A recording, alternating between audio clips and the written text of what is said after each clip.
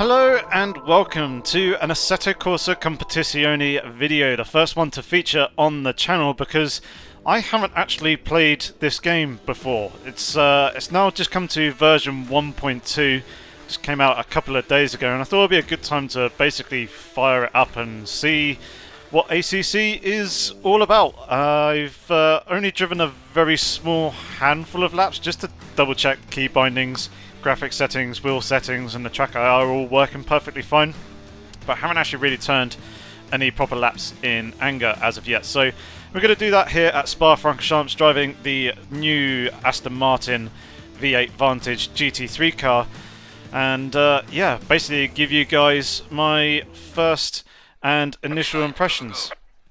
So we'll jump on in and we'll just recenter the TrackIR, make sure that that is all nice and in the middle. Does also do the look behind as well, oddly enough, but the car interior looks quite nice. Quite like the animation there as we're just turning on the lights, and that setting, that's cool. So that setting turns on an interior light as well, helps to light up the dashboard and display a little bit more for the drivers. So see how this goes. Turn on the ignition. Start the engine up.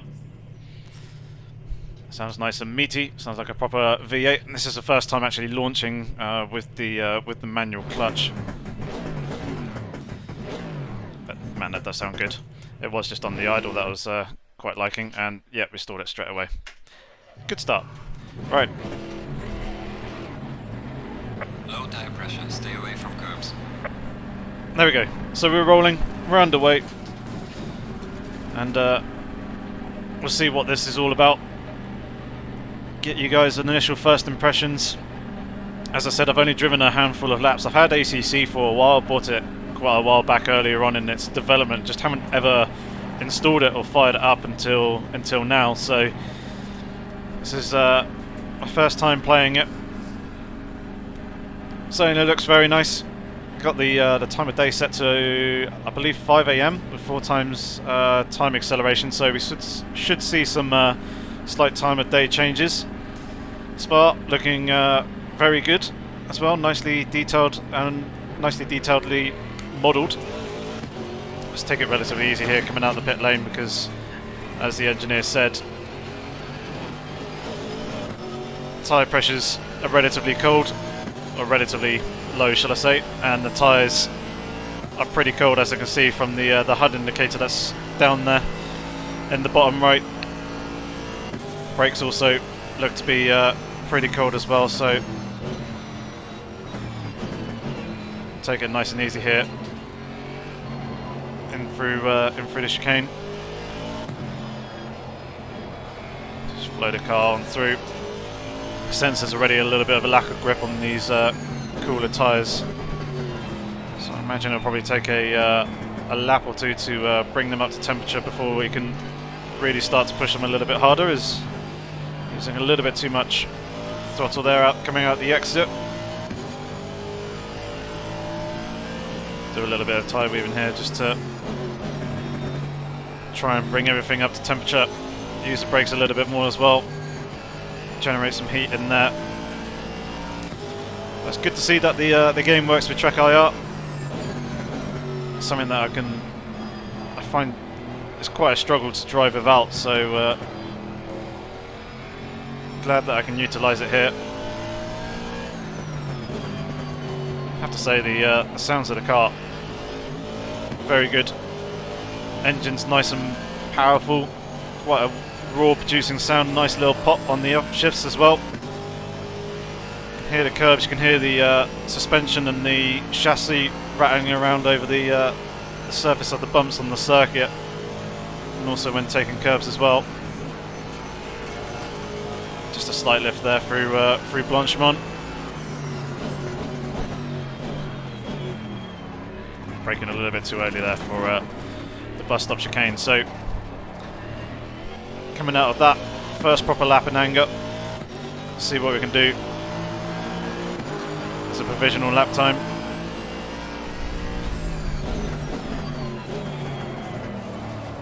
Oh, going a little bit too deep there. Going into that first hairpin. Just braked a little bit too late, I think. Oh. Could hear the underside of the car scraping there, going through a Rouge and into Radeon. Very cool, because you see the cars do that in real life in the Spa 24 Hours, kicking up sparks and whatnot. That's the floor and the front splitter kind of scrape along the ground as the tyres get loaded up. Nice and smooth there through the chicane.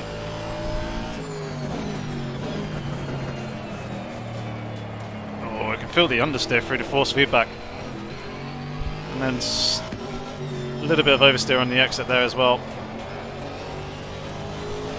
That's very wide.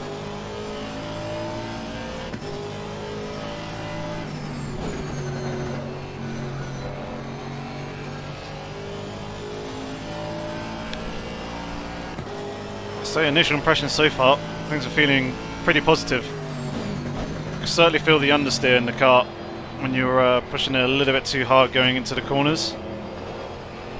Just feel the front tyres scrubbing and washing out from underneath you. It's a little bit difficult to feel the oversteer though. I mean, you get a little bit of force feedback on that, but not as much as I probably like. I'm more kind of recognising it from the visual cues of the car actually rotating, and then also the LEDs on the dash lighting up as well. That's a very nice line through Blanchimont, pretty much completely flat out.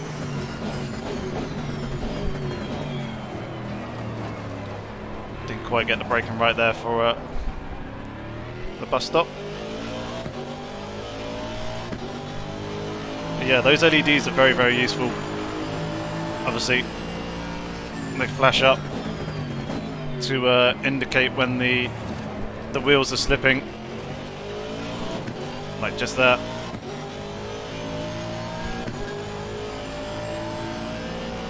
So obviously, if you're getting hard on the throttle and they're flashing up, that would indicate that you're lighting up the rear tyres a little bit. If you're doing it whilst braking, then the ABS isn't quite strong enough and you're locking up under the brakes.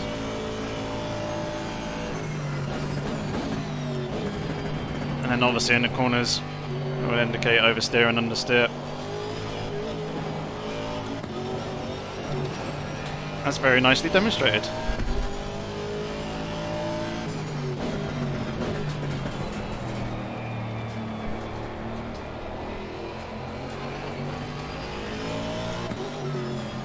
Quite a bit of a power understeer here in this car, but I think that might be due to possibly the setup. It was the safe one that I've loaded, and from having seen previous videos and hearing other people's opinions and stuff on the game earlier on, especially around the game's release when it hit version 1.0, the safe setup was a little bit understeery.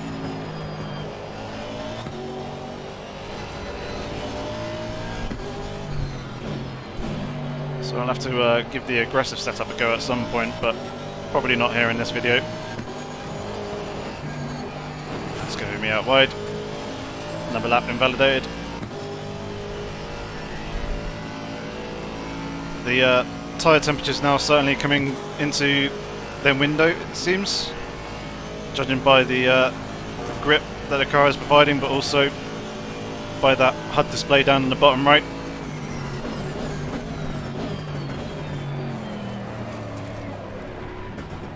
Just a little bit too much speed there going into the bus stop and then all over the curb as well. But the car actually handled that pretty well. This will obviously be the new chassis flex that was implemented with version 1.2. Better run through first hairpin. Let's try and get a good run coming through a Rouge and Radeon here.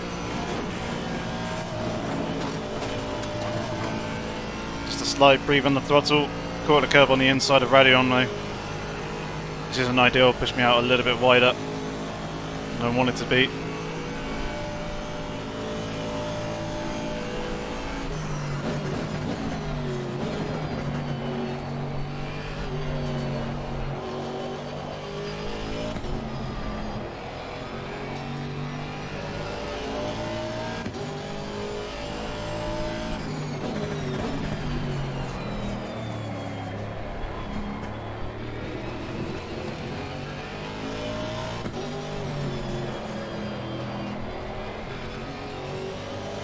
Just trying to hustle the car a little bit more, see what I can do, kind of figure out where the limits are and everything. Oh, a little bit of understeer there. Coming in, I think I just caught the curb on the outside on the entry to F.O.O.L. Still going with a valid lap though.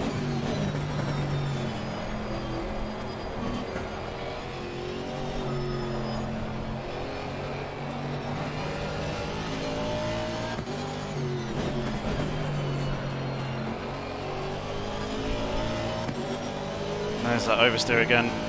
Not really feeling that through the force feedback on the rear tyres. I think most of the forces that are coming through are from the fronts.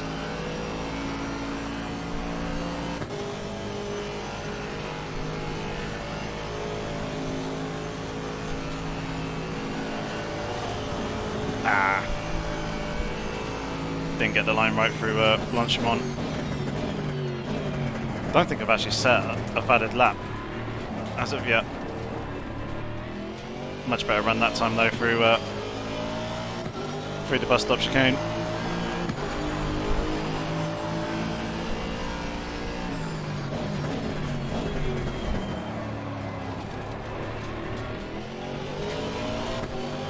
Just leaning on traction control systems. I know you can adjust these as well, so let's have a play around, see what these do. Set that to 1.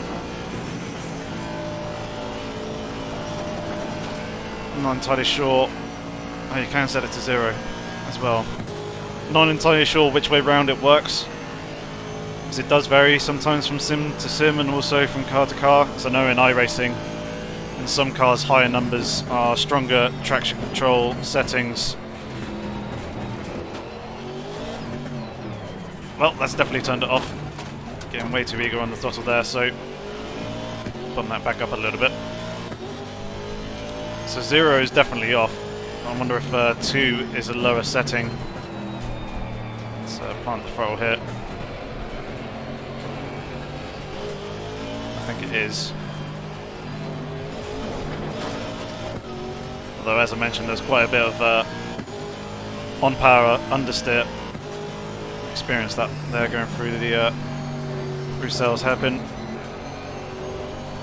So yeah, you can adjust things such as the traction control, the ABS. You can move around on various settings. I probably should do that on a straight and not when I'm coming into a corner, but I do quite like the hand animations for it as well, which is quite cool.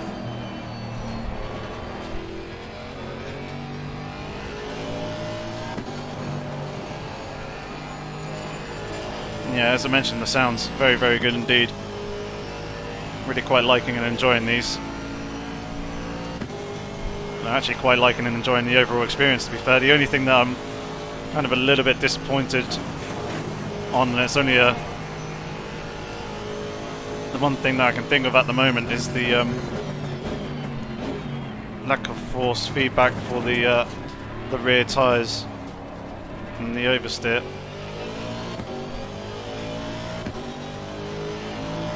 But otherwise, all the other information and everything is all there. Alright, let's actually try and set a good and decent clean lap this time. I think I do also need to adjust my pedal settings and actually calibrate them.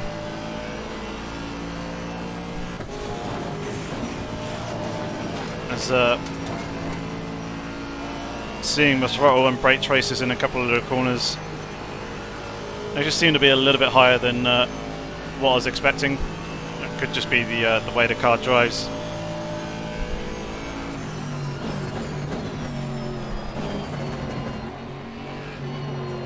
Like, it feels like I'm having to put in a little bit more throttle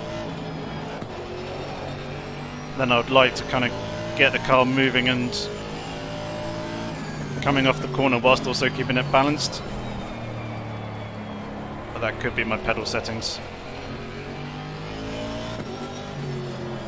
So I'll need to take a look at that for the next video.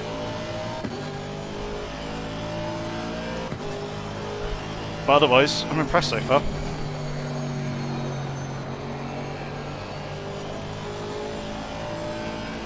Quite enjoying hustling the car around a little bit, trying to get it into the corners.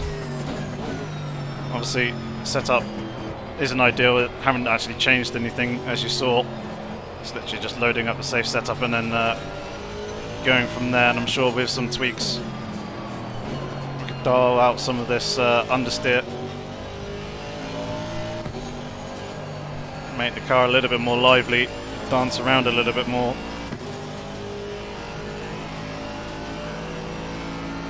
Alright, let's not mess up Blanchimont here. Let's actually try and get a good valid lap in. Turned in a little bit late, so I had to come off the throttle a little bit.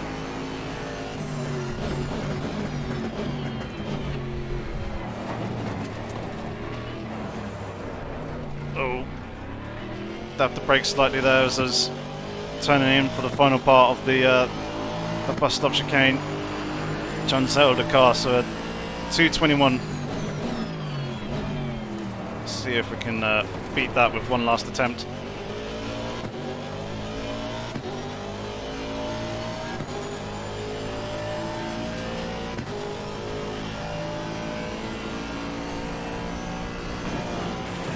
A little bit wide in Eau Rouge and Radion. That was not an ideal line. It's going to cost me all the way down the rest of this straight, and you can see that split up in the top left. It's decreasing as well.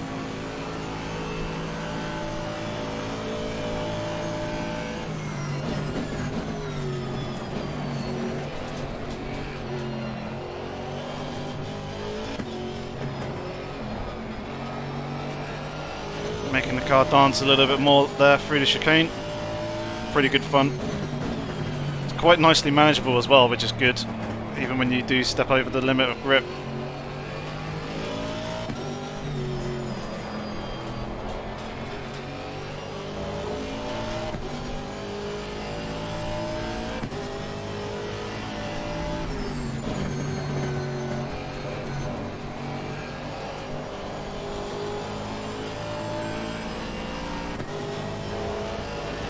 Nice smooth line through P1 there.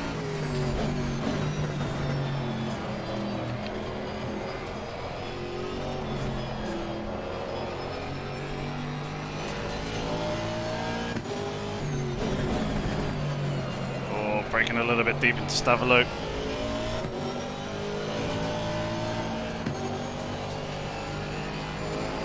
Yeah, it's costing me all the way down this this back straight here. But I think there's a bit of time to be found in the bus stop chicane.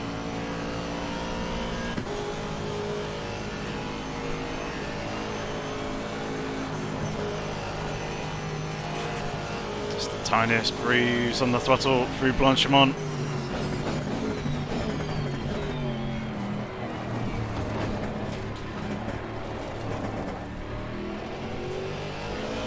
Asper exit. Half a second quicker, 221.3. Probably could have been down in 221.0 if I didn't run wide in Stavolo, but overall, really quite impressed. Sounds very good, very realistic, very immersive. Really quite enjoying the aggression of everything there and all the little details and the chassis squeaks and creaks and groans when you go over the bumps. And obviously the interior looks really, really nice. It's cool being able to look around the cockpit of the car and TrackIR and probably let you guys see a few more of the details that you probably wouldn't typically see in other people unless they're playing in VR. Spa looks really, really good. Pretty accurate recreation, and looks very, very reminiscent to what I saw when I went and did, well, not did the Spa 24 Hours, but went to see the Spa 24 Hours back in 2015. And the car and the handling, the physics, probably the most important part. I feel very nicely believable. Car's pretty responsive when at the limit, and going slightly over the limit you can catch it and save it and keep it facing in the right direction, but if you do push it and find that limit, you can get the car understeering and stepping out on you, and it's quite good fun trying to get the car on the edge and keeping it there. The force feedback, as I mentioned, feels pretty good. You can feel some of the road bumps, you can feel the curbs going through the corners. I could probably do a little bit more work there and just refining that for myself and seeing if I can get a little bit of the rear tyre feel coming through the force feedback, but I don't know, it's just something for myself to play around and experiment with, but you can certainly feel the understeer in the car, and that certainly is conveyed very, very nicely through the details. So yeah, that's kind of my initial first impressions. I'd quite like to do a little bit more content, so if you guys would like to see that, give this video a thumbs up, and of course consider subscribing to the channel. That way you won't miss out on any content in the future, especially if you hit that bell notification.